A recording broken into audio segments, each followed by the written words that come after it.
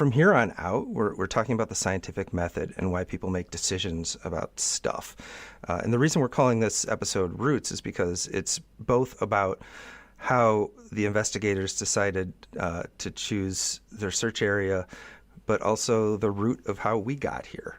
So I think we should lead a little bit about the methodology of how the authorities decided where to look for the plane in the southern Indian Ocean, and if that concept was flawed or based on purely on science or based on being humans, that kind of stuff.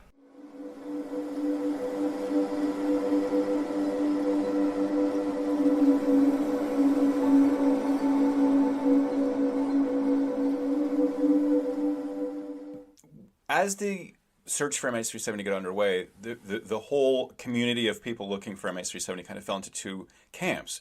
You had the authorities who had access to all the data and had access to really top-notch scientists who did this professionally. And then there was the rest of us, just amateurs, people who were interested in it, journalists, engineers, and scientists who had a lot of expertise, but not in that particular field. And everyone just was free to kind of pitch in and try to figure it out. Because it was such a democratic process, everyone was able to come in, and there was like a real variety in the amount of expertise that people brought. And a lot of people were not really familiar with the scientific method and how the scientific method works. And as I myself got very deeply involved in this, and I was running a website and people were making contributions, and there was kind of, fights and misunderstandings, and I had to block people who were being too crazy. It really made me appreciate how contrary to human nature the scientific method is. And what I mean by that is, as people, we have a tendency to try to make sense of the world. And we see evidence and we form conclusions, and we have a real deep-seated tendency to grab onto those conclusions and hold onto them and almost feel about them like they're part of us. And so on my website, I was getting so many people who would say, oh, I have this gut feeling that like the co-pilot hijacked it and took it to the Maldives. And they would just, there was no change in their mind after that. And people would get they would perseverate. And people can accuse me of perseverating. But the important thing to understand about the scientific method, we're going to get into more detail, like what was different about how the authorities did it versus how the amateurs did it. But the hard part about the scientific method is keeping your mind open.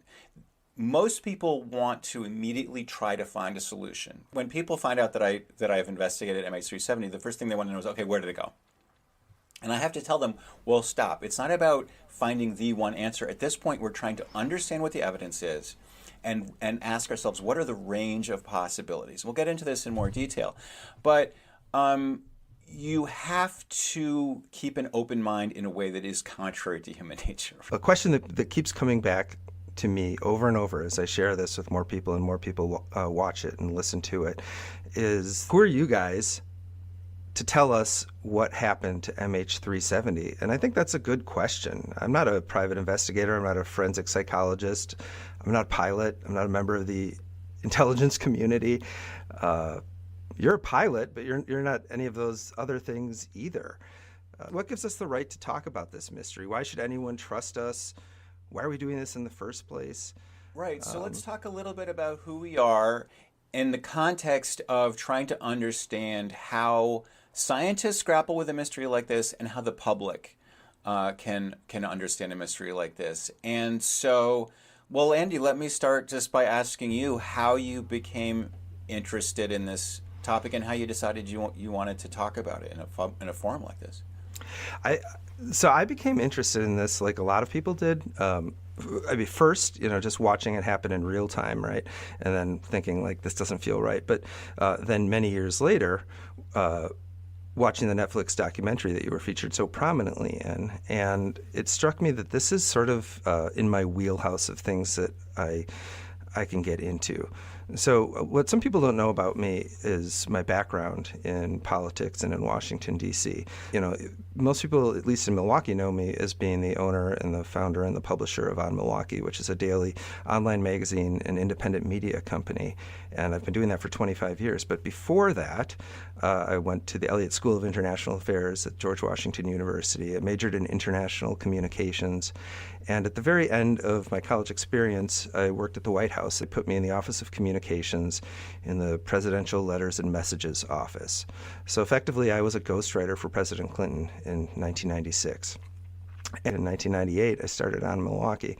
And even though we are a lifestyle publication, an entertainment magazine, at the root of it, we're still a digital media company. You know, multimedia and podcasting is definitely in my soul. It all kind of ties together for me. The opportunity to get together with you and build out this product is an amazing opportunity, and it's not just a hobby for me. This is a business that we're building. Right. So the scientific process is a way that a community of people can pool their expertise and their different perspectives from a wide variety of points of view and bring that expertise to focus on a single point if it's done correctly. And so you've had this experience as an entrepreneur, as a White House staffer, as somebody who's had formal training in political science. And you can bring that in, and it's very different from someone who maybe has gotten a PhD in engineering and is looking at things strictly from a physics, Absolutely. mathematical perspective. Yeah, this is kind of the nexus of communications, of journalism, of technology, of media, and then the political side of it. And now, by comparison, Jeff, I don't know if everybody knows your background. I grew up in suburban Massachusetts, and I was always interested in science. I was kind of a geek. I was kind of a nerd. I was into D&D and all that. When I was 15, my parents moved to Tokyo. And so for the next 12 or 15 years, my life was very involved in Asia. And I went to Harvard, and I got a degree in biology, working with some really world-class scientists. My advisor on my major, Richard Lewontin, was the partner of Stephen Jay Gould, who was quite famous. And they worked together and made various theories about evolutionary biology. I was also involved in theater and the newspaper, and I was also in the literary society. And so I had a weird kind of STEM/humanities kind of background, and I graduated from college. I moved to New York, and then I moved to Hong Kong, and I became a journalist, mostly specializing in adventure. I would go to all kind of exotic locations, and I wound up writing about adventure. My Alaska trips turned me on to bush flying, and then bush flying got me interested in getting my own pilot's license. Having my pilot's license, I started reading a lot of accident reports, and I started writing about airplane accidents. And Air France 447, which we've talked about numerous times in the podcast so far, some of my writing on that went viral, and it sort of launched me into writing about MH370 ultimately. So it was kind of a winding course, but it's given me a lot of different perspectives. At the time that MH370 disappeared, I was on a very different kind of story, investigating tech entrepreneur John McAfee, who at the time was kind of a beloved Elon Musk kind of figure. He had invented antivirus software, but then he turned out he was a rapist and a murderer. But he was beloved, and he had a whole army of people who loved him and who hated me because I started writing critical articles. And then when I wrote critical articles, people would come forward and say, oh, I know this other bad thing he did. I wound up making a documentary that aired on Showtime in 2016 called Gringo, The Dangerous Life of John McAfee. And so at the time MH370 was unfolding, I had this other part of my life that was about tracking down a charming psychopath and trying to show the world that this guy was not what he seemed, and that his army of followers who loved him had been really mislaid. So I came into MH370 with a much more paranoid mindset than I think your average, say, engineer. Yeah, so this is a pretty radical departure from being a science major at Harvard. Obviously, you must have found some value in that kind of background and that kind of training to make your life as a journalist more successful. Having a wide variety of experiences does help you see things from an unusual perspective. And again, this gets back to the idea of like science should bring together eyeballs from lots of different angles and look at things in ways that, like, you might see something that somebody else doesn't. And what we're doing here today is in part trying to understand MH370, but also in part to try to repackage it into a way that is accessible to a wider public. There's a very small handful of people who truly understand this case in detail. And unfortunately, very few of them have any kind of background in entertainment or journalism like you and I do, right? So I'm hoping that we can sort of be a portal between these two worlds. And I wanted to ask you, speaking of being a portal, you were involved in a case that was, from our previous conversations, quite seminal to you in kind of how you think about journalism, right? Where there was a big case that got a lot of media attention called The Making of a Murderer. Yeah, that's exactly right. And that probably was the spark that after I saw the documentary, I was like, this feels very familiar. And you know, a couple of years ago when the Netflix documentary Making a Murderer came out, that was something that we all remembered happening. The incarceration of Stephen Avery and his nephew, Brendan Dassey. But the thing is, because it took place in Manitowoc, Wisconsin, which is about an hour north of us, as soon as we started writing about it on Milwaukee, we started seeing traffic and engagement like we had never seen before. I think that January, we had more traffic that month than we had in the whole year before. Wow. So this mystery reminds me of that one insofar as it has international appeal. So my motivation is, as a citizen of the world, obviously, to participate in this, to figure out what the international affairs ramifications are. I mean, it's no secret at this point that your theory involves Russia, and that's a very important thing. So I would love to have a say in that. But it's also a business plan. It's not just a hobby for me. Your motivation is maybe a little bit different because you've been embedded in this for so long, and it would be great for you to find some closure on this. But this is also a business for you too, right, Jeff? You know, I hesitate to say so because one of the criticisms that has been leveled against me personally is that I am just in it for a buck. I'm not a journalist because it pays well. It pays terrible, and it's gotten so much worse. I actually was doing pretty well circa like 2007, 2008. There was a financial crash, and basically digital started really eating print publications, and the margins in journalism like really vanished. And I think one of the aspects of the sort of state of confusion that we're in about MH370 and about so much else that's really important is this infrastructure of the world vis-a-vis how information is created and spread is changing constantly and usually for the worse. I mean, you asked me, is this my like business? And maybe it will become a business. I mean, I guess at some point in my heart of hearts, the reason I get up out of bed in the morning is that I care about the world that I live in. I want the world that I live in to be a better place. I think that the only way that the world can become a better place is that people are able to perceive it clearly. And so if I see something that needs clarification and I can somehow get the word out, then that will have a positive effect. I think it echoes back to what you were talking about when you were in the White House and you felt like you were getting up every morning and bright-eyed and bushy-tailed, but nothing was having any effect. I feel like if I have something that's worth saying and people feel like it's worth hearing, then somehow that will add up to something that people will find valuable in the world, and somehow economically that will make me able to pay my rent or my mortgage. Yeah, it's funny that you say that, because at the White House, Bill Clinton did say one thing to us that stuck with me. He said that it's possible to do good and to do well. And I've been thinking about that throughout my entire career, right? You can make an impact, and I couldn't make it there. I tried, but you can make an impact, you can make the world a better place, you can do good work, and you can also do well. And I think it's true that journalism has absolutely changed, and the democratization of it vis-a-vis social media has changed everything. Right. But it also gives us an opportunity to get in front of a whole lot more people and So even if this is less of a business plan for you than it is for me, it is something that I like the idea that we're trying it and seeing what happens with it. If at the end of the day we make something that not that many people see, but that the people who see it come away with a clearer understanding of this really baffling and important mystery, that's not a failure.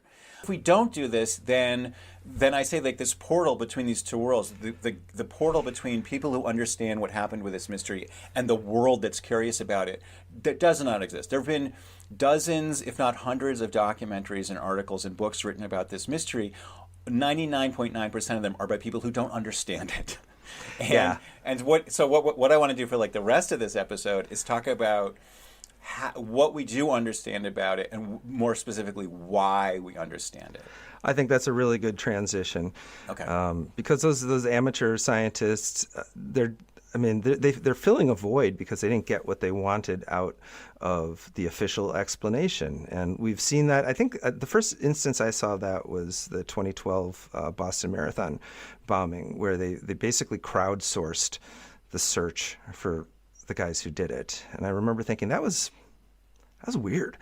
But now you see that all the time, right? So this void jumps in, and now you have all these amateur sleuths and stuff. But they don't know the scientific method. I don't know the scientific method. Maybe you know the scientific method, but at least you can explain it to us, because journalists that's what they do, is they explain. So let's talk. Let's get detailed onto this. And start going this into whole it. story has been an education for me in the scientific process. And so let's start with what most people think the scientific process is. I just went to my 10th grader's high school open house, and his science teacher was explaining how his kids were learning about the scientific method. And she described it like this: you have a theory about a phenomenon or the world, and then you conduct an experiment, and then you look at the results of the experiment, and it tells you if your hypothesis is wrong or not. And that's okay, that's great. It's like you go out into the world, you measure something, you have an idea, and you modify your belief based on the evidence that you find. That's true, and that's great. In the real world, it gets a little bit more complicated than that, because in the real world, when you gather information, you're not really sure what that information is telling you. You have error bars in your data, and there's maybe multiple different ways that data could have been generated. And so instead of having one theory, you tend to have multiple hypotheses, all of which fit more or less with the available evidence, and then you try to collect more evidence to figure out which one is right. And this process that I'm describing has become developed in recent decades under a banner that I will call the Bayesian approach, or Bayesian methods. And you'll hear Bayes' theorem bandied about a lot. It's a very fundamental idea that really lies at the core of a sort of scientific revolution that's been taking place in recent decades. In which scientists try to understand complex systems. So this is called complexity science or system science. And it's looking at how something as complex as the human brain or evolution itself can spontaneously arise from the interactions of many different agents and so forth. The reason why I'm bringing this up is that as the scientists were looking at the data from MH370, they realized that the scientific method in the sort of 10th grade version was not going to give them what they needed, which was they needed to define an area to look in the southern seabed. We've talked extensively in past episodes about the Inmarsat data, the BFO data and the BTO data. And what you can do in keeping with this simple version of the scientific method is come up with a hypothesis, draw a route on a map, and then see, does that fit the BTO and the BFO data? And what a lot of my colleagues in the independent group, and me too, I was doing this myself, I was drawing routes and I was testing how they fit with the data. And if they fit, I would put it on my blog, I would post it somewhere else. And I would say, hey, everybody, I found a route that matched the Inmarsat data. But the crucial thing to understand about this approach is that you can test a proposed route against the Inmarsat data, but the Inmarsat data itself doesn't give you one route. There's multiple different scenarios, all of which fit more or less. So the independent group said to the ATSB, hey, ATSB, you should go search the seabed here. We found all these good routes. That's pretty useful. But the scientists who do this for a living, they understood that there's a more methodical approach, and this is the Bayesian method.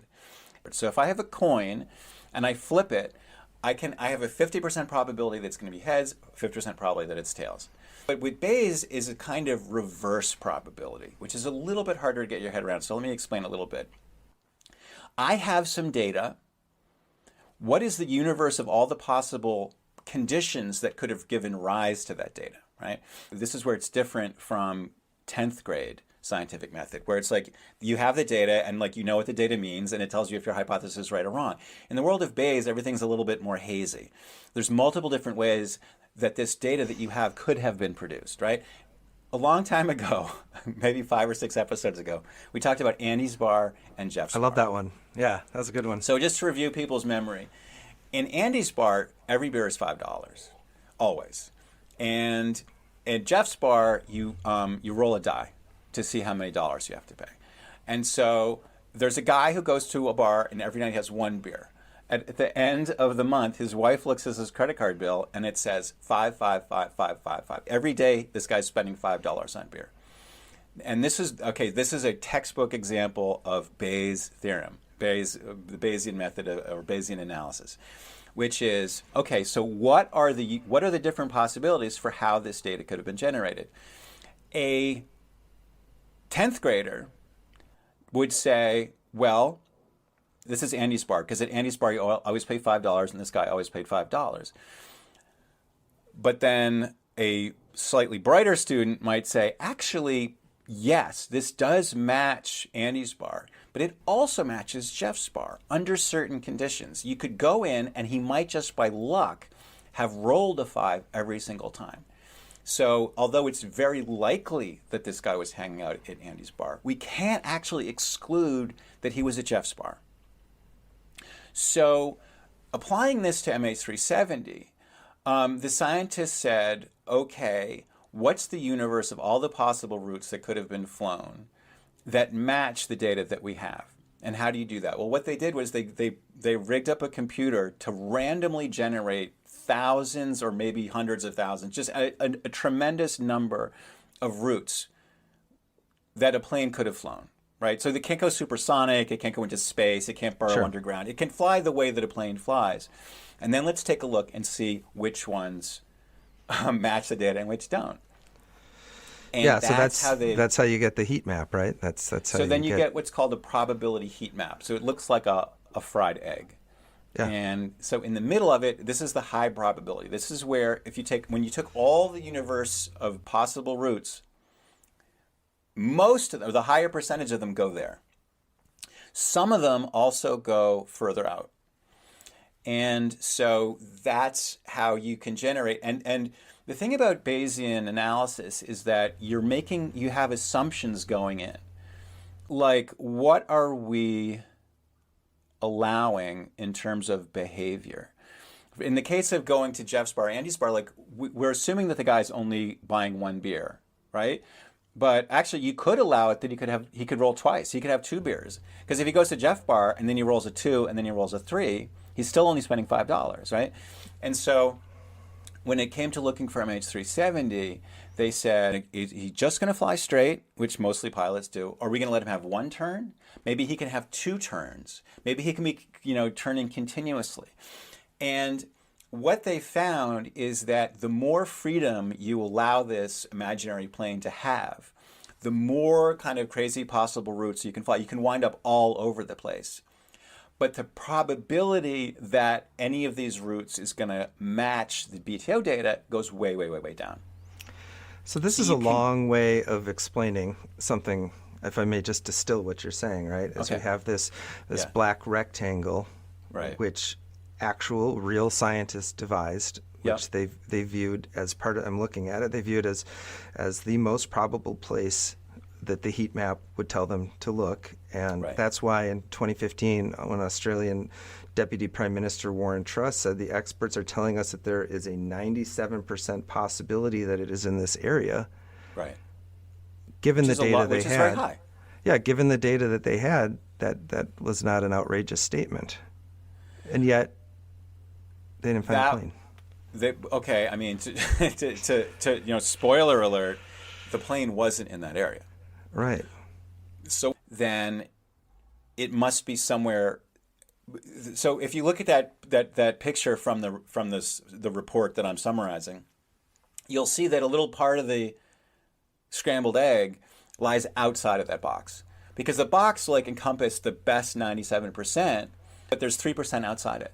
So if we want to get to 99%, we just have to draw the box a little bigger. If we want to get to 99.5%, you have to get a little bit bigger still. And you will never get to 100%.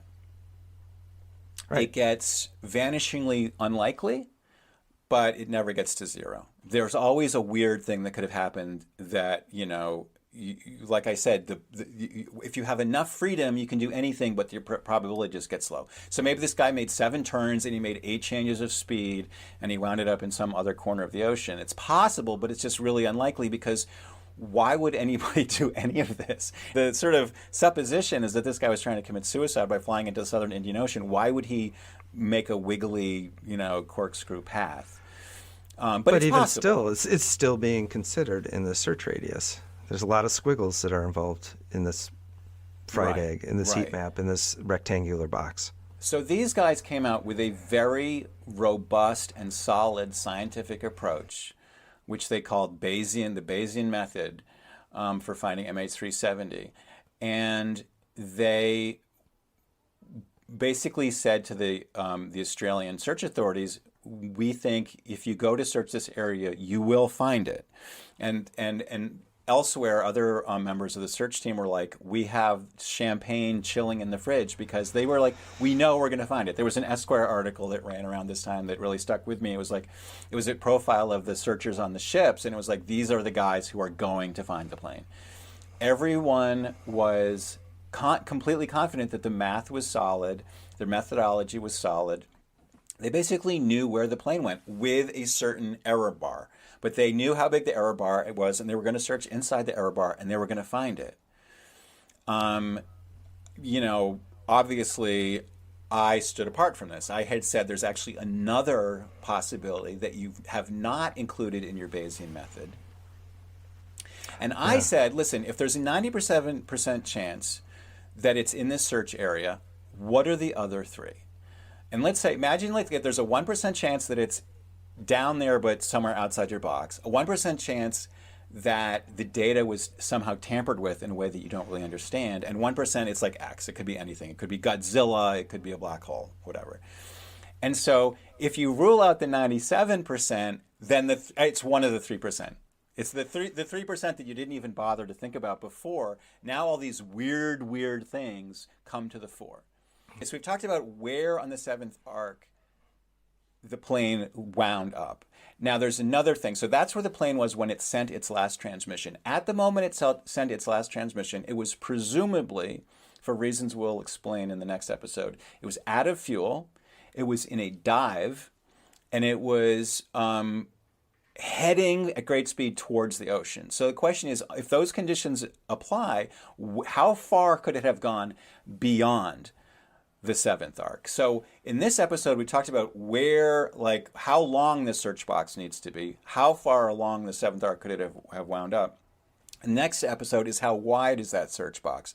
How far could the plane have gotten from there? That together gives you the total search area that we've been talking about. Okay, so this little aside of an episode 11, talked about what we're going to talk about in the 12th episode. So we're going to get right back into the I wouldn't say it's an aside. We talked about 2 things, I think. One, we talked about ourselves and our role in the scientific process and how the scientific process works. But then we sort of applied that insight to the specific question of the search for MH370, which is how do you decide where it went on the 7th arc? That makes me feel a little bit better about it. Because I don't like to be that self-indulgent, but at the same time, I want people to understand who we are and why we're doing this. It's very relevant. And listen, Andy, there's one more thing I want to say, which is about the scientific method, which is, and then how contrary it is to human nature. If you read any kind of message boards, including my own blog, where people get to weigh in and add their 2 cents, there is a lot of good information that's being exchanged and a lot of good ideas that are being shared. But you also see a lot of angry emotion. And I don't think that's surprising to anybody on social media of any stripe. But the scientific method does not involve getting angry at people. It doesn't matter if you should disagree with me. If you're fabricating evidence, if you're lying, if you're committing subterfuge, then that's bad, and you need to be kind of kicked out of the room. But for the most part, different interpretations, they might get people mad, but people should not get mad about ideas that are different from them. And that is, I think, one of the real educational things I've learned in this process. For all the value of the amateur sleuths, it is pretty emotional, and you got to have a thick skin to work on this case. But you know what? To get back to the John McAfee case, I was so inundated with anger when I started to talk about some of the things that guy had been up to. He had believers, and believers want to protect what they believe in. And so, but actually, you know what? I have to say our comments in this particular iteration of trying to talk about this story, for me, has been very, very positive. Like, people are really open to I think it's been excellent. A careful explanation and just really taking it slowly and laying the pavement step by step. So I think they've been great. I think, and we've been replying to them, and we've been engaging, and we've been taking some tips on the flow of this thing and what to talk about. So I think this is like kind of the good part of social media. Hope it stays this positive. It's been great. I mean, it's really cool to work on a project that engages people like this, and we're seeing the numbers go up and up. Well, and this, I guess, is a good place for me to say to anyone who's listening or watching now, please, if you have questions, if you have comments, if you have ideas, I think we've said every episode that our intention is for this to be a community, for this to be a dialogue and exchange back and forth. We're not trying to just talk at you. We want people to understand, and so it really helps us communicate if you let us know if we're communicating or not. Anyway, Jeff, thanks. This was a really deep and insightful episode, and I enjoyed it. Thank you, Andy, and thank you to everyone out there. And we'll see you next time.